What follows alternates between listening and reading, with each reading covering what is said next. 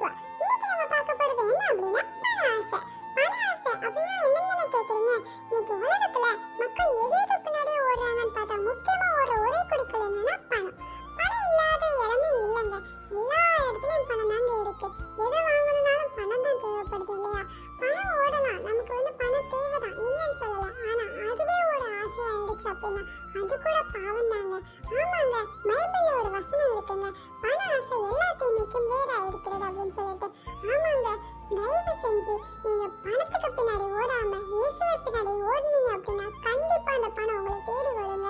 உங்களுக்கு என்ன கஷ்டமா இருந்தாலும் சரி, என்ன நஷ்டமா இருந்தாலும் சரி, எப்பவுமே இயேசுப்பாவை பின்பற்றி நடந்தீங்க அப்படின்னா கண்டிப்பா ஒரு நாள் கண்டிப்பா உங்களோட தேவையை கண்டிப்பா இது பண்ணுவாரு. அட போப்பா, நீ சொல்லுவ உனக்கு இயேசுப்பா பின்னாடி ஓடு ஓடுன்னு. ஆனா ஒரு விஷயம் புரிஞ்சுக்கோங்க, கடன் இல்லாத மனுஷன் கிடையவே கிடையாதுங்க. எல்லாருக்கும் கடன் இருக்கும். அந்த கடனை அடைக்கிறதுக்குமே இயேசுப்பாவுக்கு லேசான காரியம்.